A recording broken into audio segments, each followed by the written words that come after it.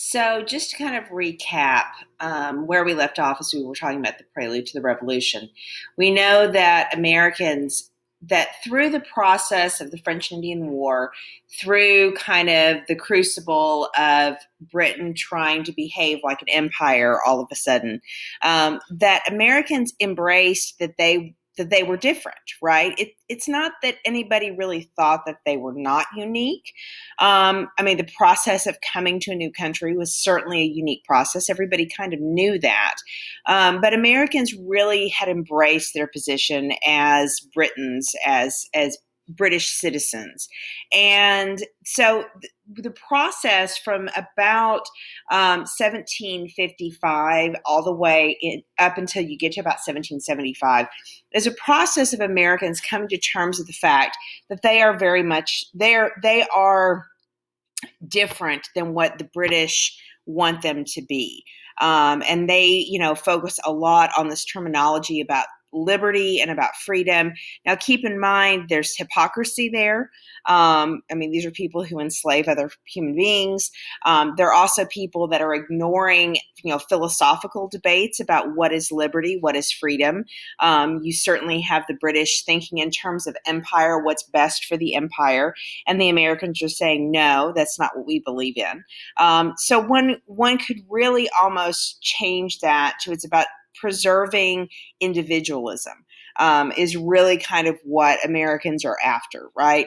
And so this is kind of what's building as we're coming um, into really 1776. Keeping in mind that, of course, the first fights began in 1777 or 1775. Sorry, and so with Lexington and Concord, the creation of the Continental Army, those kinds of things, the Continental Congress.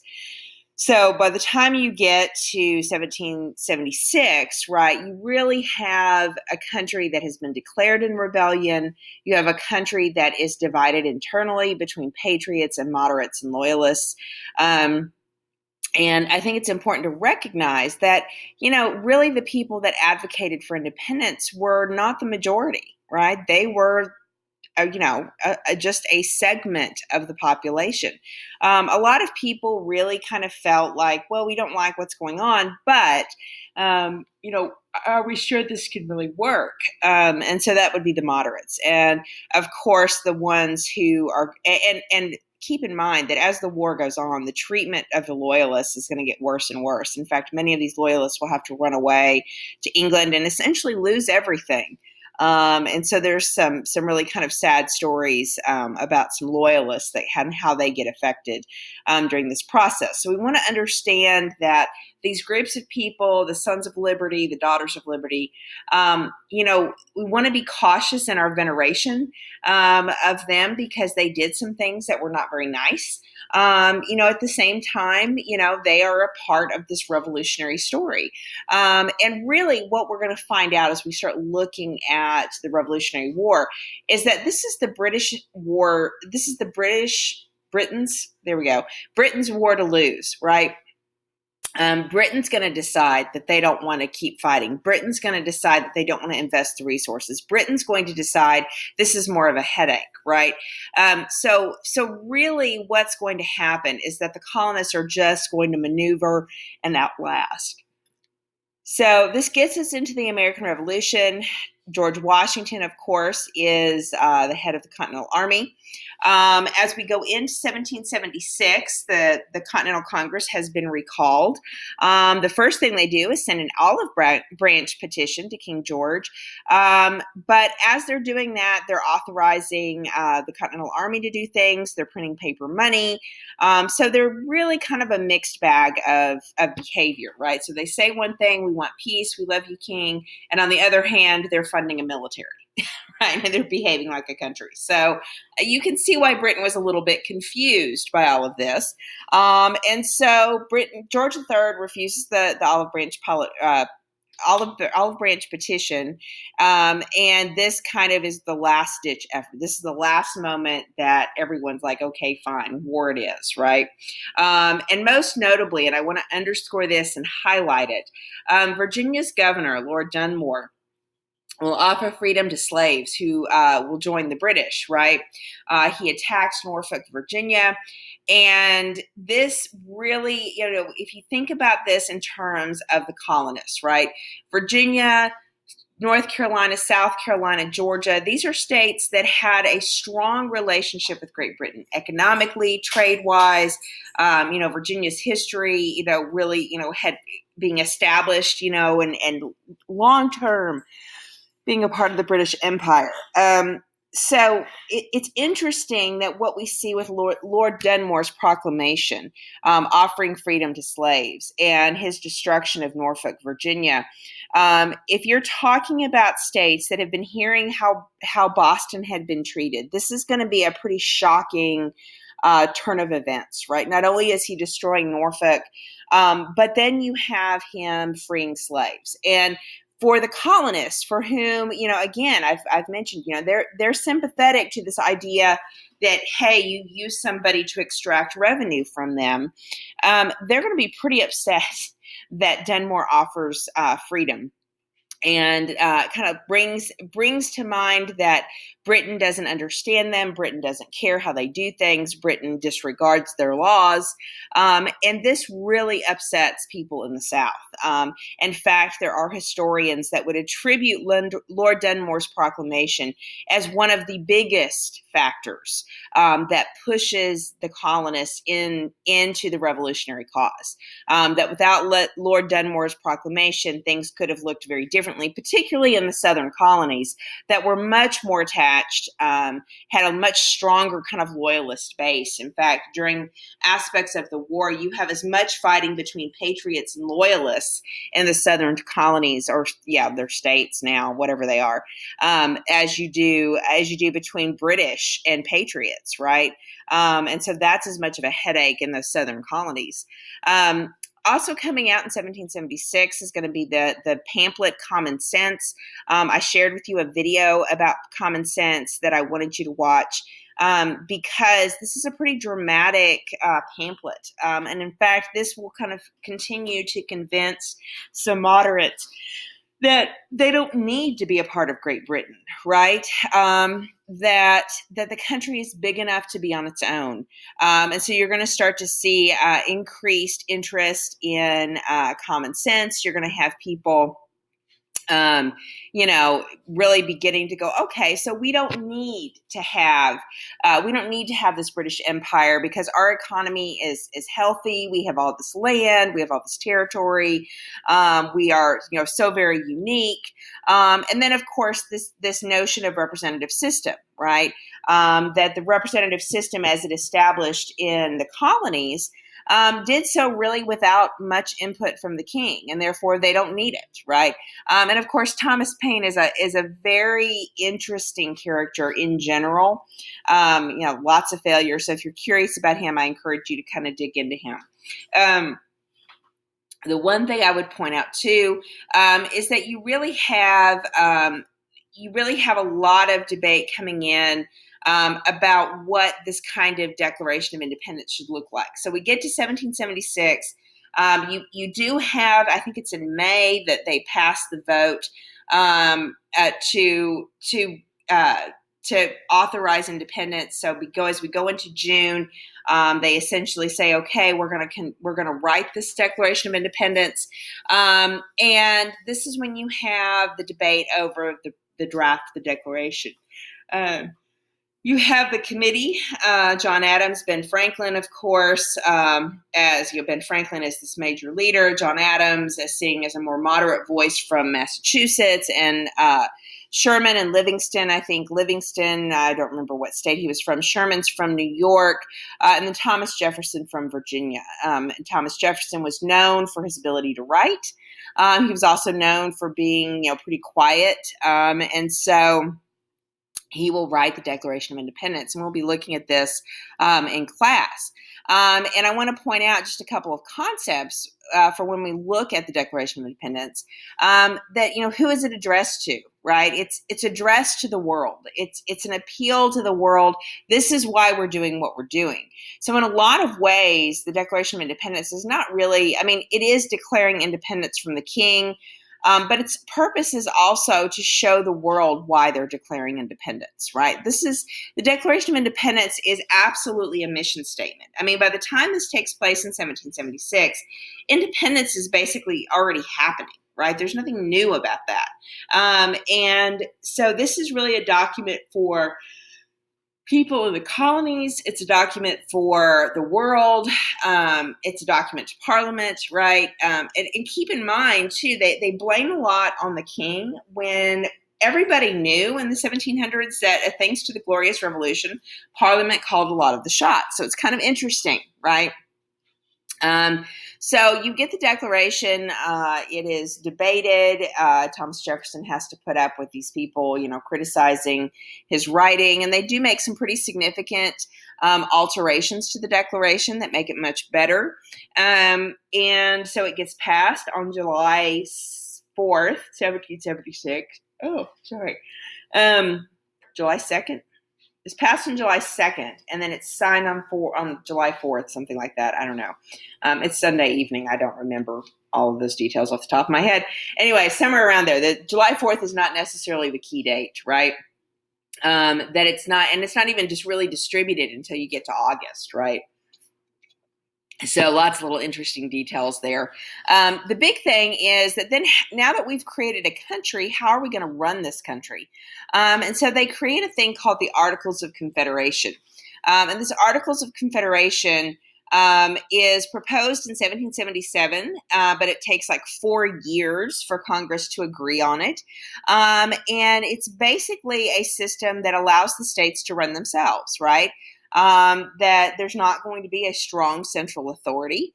There's no executive branch, right? It's pretty much that Congress is going to come together to make these big major decisions, that otherwise the states are going to run things, that each state will have a written constitution. Each state has one vote, so it doesn't matter how populated you are.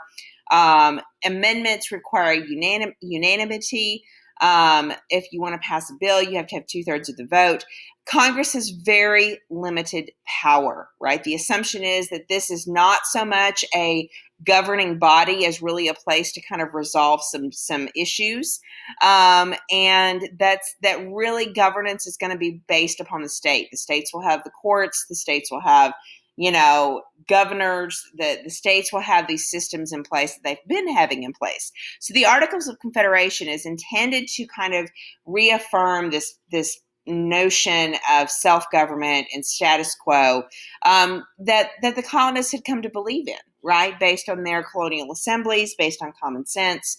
And so I think it's important to understand the difference between the articles and, what government looked like underneath the system, as well as kind of the fact that it takes them like 4 years to even agree on it. So most of the war is fought really without any kind of plan for what we're going to build.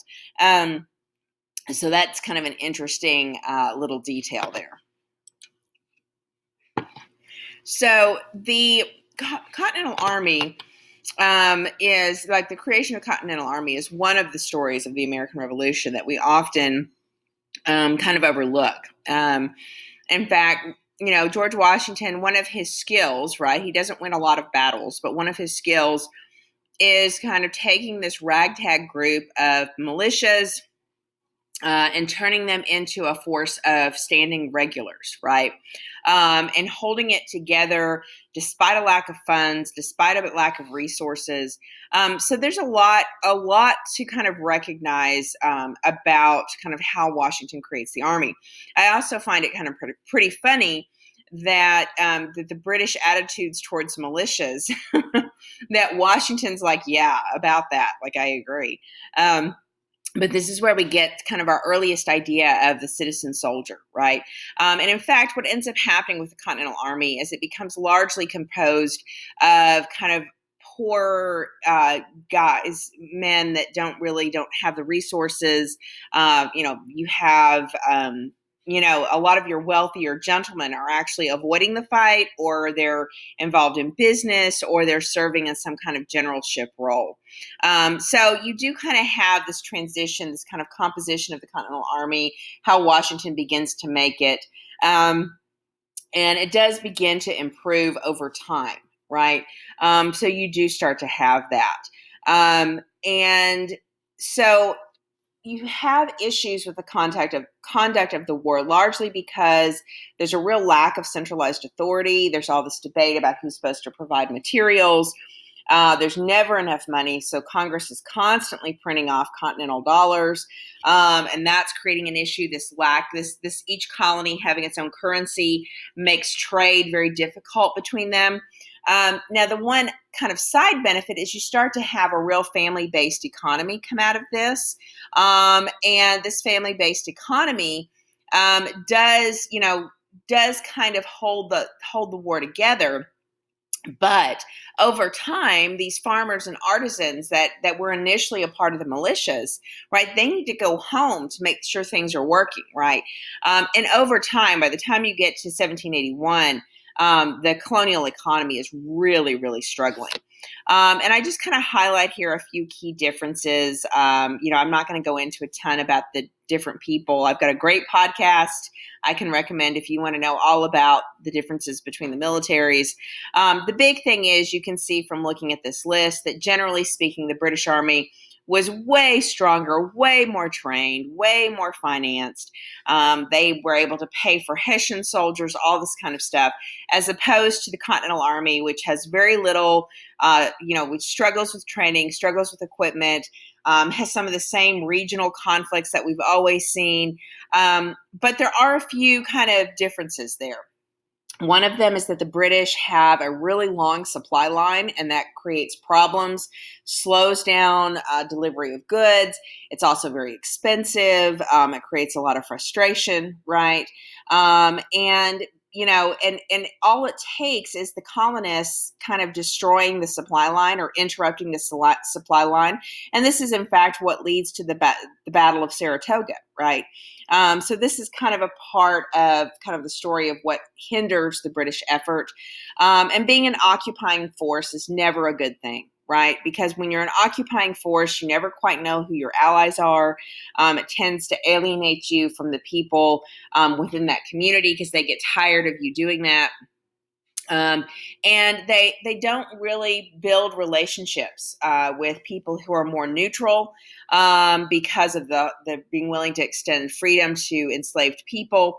And they never quite get a handle on the tensions between the loyalists and the other groups. And so they kind of mismanage things like they've been doing, right? The benefits of the Continental Army are really that, in addition to kind of what I would call a smart retreat process, right? Where they very carefully, like the best thing the Continental Army does is retreat. They know how to retreat and live to fight another day. They can do a defensive strategy. They know the land. They're very good at surprise attacks. And so these things really confound the British in a lot of ways. And again, like I said, I have a really great podcast that will kind of tell you about that. So you really have you really have this idea that Washington, tries to push. He pushes the British out of Boston, but he cannot get them out of New York. And you really have George Washington doing these kind of hit and runs. I mean, think about the Trenton. Think about crossing the Delaware. Those are elements of his kind of hit and run tactics, his ability to retreat. And this, of course, the problem that the British are having is trying to just keep up. Trying to keep up with occupation, right, is creating a huge aggravation for them. The British will hold New York City, and this is what will lead, the Hessians will hold New Jersey. This is what will lead to Trenton and crossing of the Delaware River, which I kind of mentioned. I can share a great podcast that goes into more detail about that. British will eventually go occupy Philadelphia, but it's same thing, right? They show up, they create problems, there's tension, people resent them moving into houses, people resent them taking supplies, right? It just kind of creates this perfect storm because they just aren't managing things well. This is in 1777 is when you have the defeat at Saratoga, which is seen as the turning point in the war. Not so much at the time, but certainly we can look back and see that that's what convinces the French to more openly. they had been quietly sending weapons, but now they're going to be much more open about it. They're going to declare a treaty of alliance and friendship. Marquis de Lafayette shows up. You have this promise of naval support. Now, I want you to understand that France coming in, that really for most of the war, France fights how they want to fight, right? They're not really coordinating very well with the American colonists until you get to the very last, 6 months or so. And then so the French are really trying to use this to acquire territory in the Caribbean in a lot of ways. But you do kind of have their involvement. This turns it into a global conflict. And this is going to make Britain kind of ask this question of, is it really worth it, right? This takes us into the winter of 77, 78. This is where Valley Forge happens. And again, you have this problem with lack of centralized authority, not giving them supplies. You have a lot more men that don't have, that are landless, that don't have land, so they don't have farms back home that would send food. You have people, young men that haven't inherited anything, so they might get some supplies from their family, but they're not going to supply the whole army. Lots of reasons why that winter is pretty harsh, right? But they do manage to hold together, and Washington pretty cruelly puts down mutinies. So pretty quickly the army figures out that he will not allow any kind of debate, and he does start to develop an officer corps, and that begins to really impact the way the army functions. So Valley Forge is interesting because it is a story of real resilience. But there's some other interesting nuances to it as well. So you have the Americans refusing a peace offer because once the French are involved, Britain's thinking, hey, do we really want to keep doing this? But you do also have a smallpox epidemic that runs its way through the British Army. Washington had been a big believer in inoculation. So the Continental Army was spared. That's a help for them as they move into 1778. And, you really have the American economy struggling during this period. You have to have the Daughters of Liberty becoming a very significant force to go after the merchants. And it's really, so you want to kind of keep in mind, it's the women that are really kind of trying to deal with this, right? And the women are trying to kind of pressure the merchants to follow along. The women are trying to run the farms and the shops. They're trying to keep things held together. And, it's just kind of an interesting system. Like you really get a sense for the merchants that didn't fully support this and the merchants that did. Going into 1779, Britain decides that they want to hold on to the South much more closely. And so they capture Savannah, they capture Charleston, they start marching into Virginia. And again, the problem with being an occupying force is you alienate people. They don't keep the peace between the loyalists and the patriots, and that creates some frustration. They do have a group of cavalry. I don't remember what the term of them is called, of cavalry soldiers that do kind of run around and burn some farms and behave badly. So I mentioned the movie The Patriot. Lots of historical inaccuracies. Do not trust that movie for historical story. But there was a group of cavalry guys that created some issues. You do have a group of militias that kind of harass the British. And harass loyalists too. So you have some of that going on. You have a notable defeat at Camden that's pretty embarrassing for the colonists, right? So there's a lot of little details about the Southern campaign that make it kind of fascinating. The book goes into detail on that. Like I said, I can recommend a podcast or, a good couple of videos for you to watch if you really want to know about the ins and outs of the Revolutionary War. So then you get to the Battle of Yorktown, right? 1781. And Cornwallis is in Yorktown. He's waiting for reinforcements. This is after the Battle of Camden, after the Continental Army has had its butt kicked. And they're kind of struggling.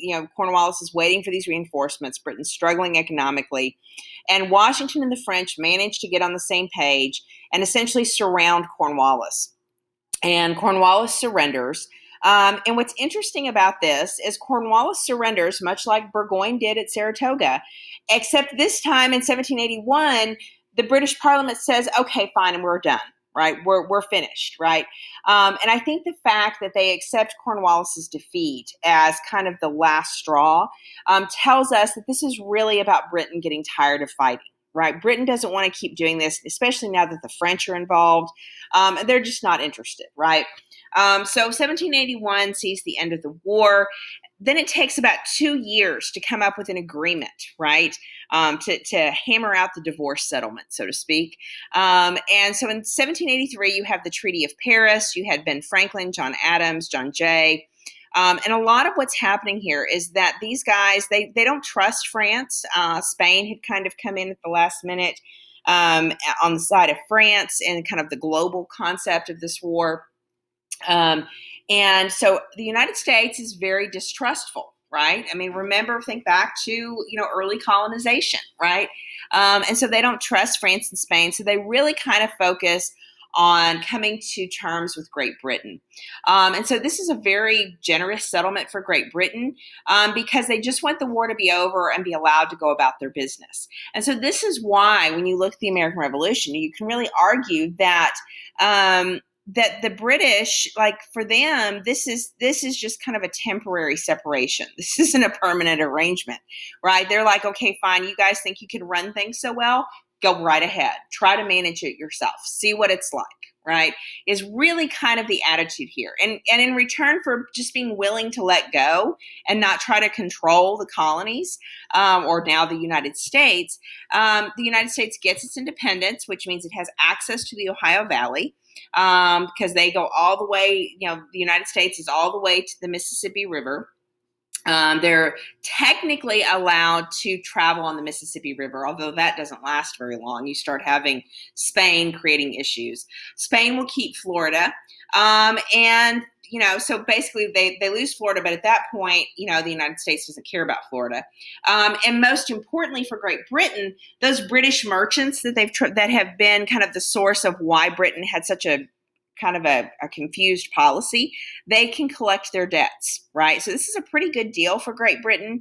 And the colonies get their independence, and France and Spain do not get to control things, right? So the significance of the revolution is really that the U.S. is independent. We are still very much influenced by Great Britain. It's going to take the War of 1812 before that independence is really solidified, which we'll be talking more about that later.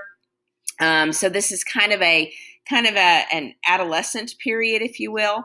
The Articles of Confederation coming into 1781 as the war's over, right? I wonder about that timing, is really the governing body, but that's not going to stay because pretty quickly in the 1780s, the Americans are going to realize that this Articles of Confederation system, this idea that the states do whatever they want, isn't going to work.